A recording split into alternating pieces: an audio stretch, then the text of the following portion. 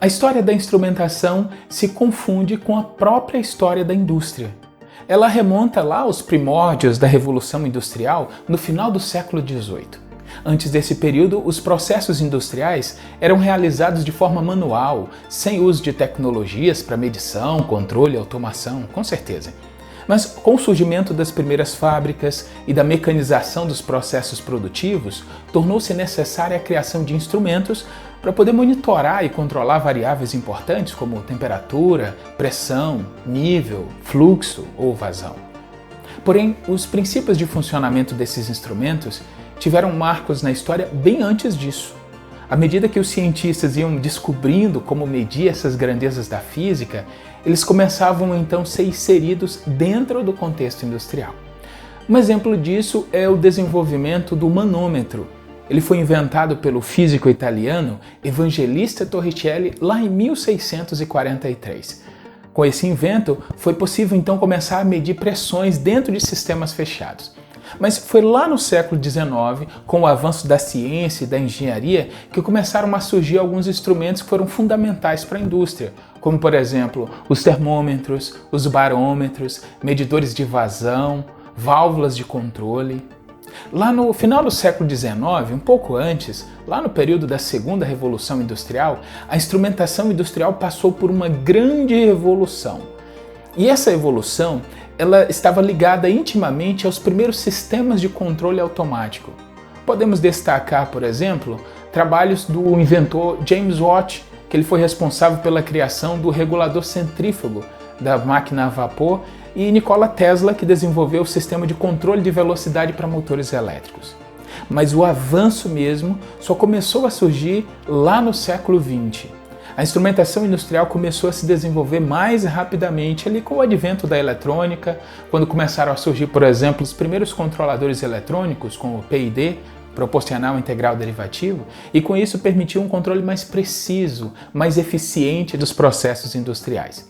Além disso, começou a haver avanços dentro da tecnologia dos sensores, transmissores, aquisição de dados. Tudo isso contribuiu para uma instrumentação cada vez mais sofisticada e mais integrada. Mas foi a partir da década de 70, em 1970 para frente, com o início do que chamamos de terceira revolução industrial, que começaram a surgir ali os computadores, a digitalização de sistemas, iniciou a era da automação industrial. Sistemas como os controladores lógicos programáveis, os CLPs, onde você podia agora configurar entradas e saídas, e esses equipamentos microprocessados começaram meio que a pensar e podiam assim controlar um grupo maior de equipamentos. Mas será que com a chegada desses equipamentos diminuiria a necessidade de humanos intervindo no processo? E para lidar com esses equipamentos, será que seriam necessários mentes brilhantes para isso? Já já eu vou falar sobre esse assunto. Mas nessa época também começaram a surgir sistemas supervisórios, como o SCADA, o SDCD. Esses sistemas de controle agora conseguiam integrar uma infinidade maior de malhas dentro de uma planta ou dentro de um conjunto de plantas e permitiram assim uma sinergia dentro de uma fábrica que não era possível quando as malhas trabalhavam individualmente com os CLPs.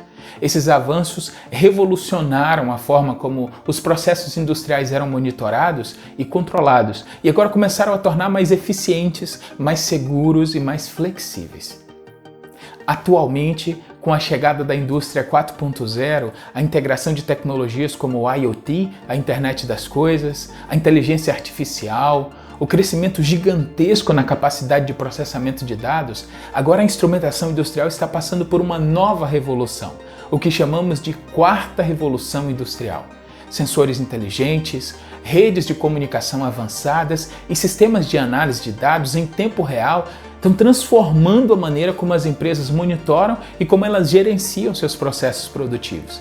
E agora estão abrindo caminho para uma indústria cada vez mais conectada e cada vez mais inteligente. Mas onde você entra nessa nova era da indústria? Talvez esteja entrando no mercado de trabalho agora, ou quem sabe já trabalhe na indústria e queira expandir seus horizontes para outras opções, ou quem sabe ainda esteja pensando em fazer uma transição de carreira para uma área industrial. Milhares de profissionais fazem essa transição todos os anos, porque enxergaram grandes oportunidades em um dos setores que melhor remunera hoje no país. e onde bons profissionais são literalmente disputados entre as empresas. Acredite, disputados.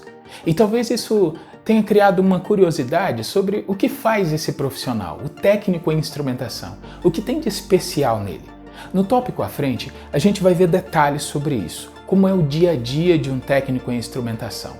Mas por enquanto deixarei com você um adendo importante. É que essas empresas estão cada vez mais focadas em contratar profissionais que estejam alinhados com novas tecnologias e profissionais que demonstrem disposição para aprender continuamente. Isso envolve investir em você, investir em seu crescimento profissional.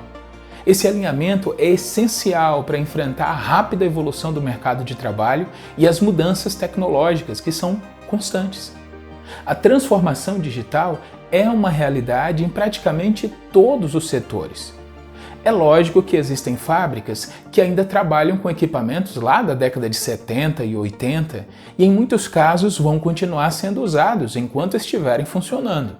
Mas esses equipamentos têm vida útil e quando chegar o momento serão substituídos por tecnologias com décadas à frente da anterior. Então, se você se apega muito a tecnologias antigas, porque era o expert no assunto, quando essa migração acontecer, você ficará obsoleto no mercado. As empresas estão implementando novas tecnologias com o intuito de melhorar processos, produtos, serviços e por isso precisam de profissionais que compreendam essas ferramentas e que possam contribuir para a sua implementação e também para a sua otimização. Qual o motivo disso? Competitividade.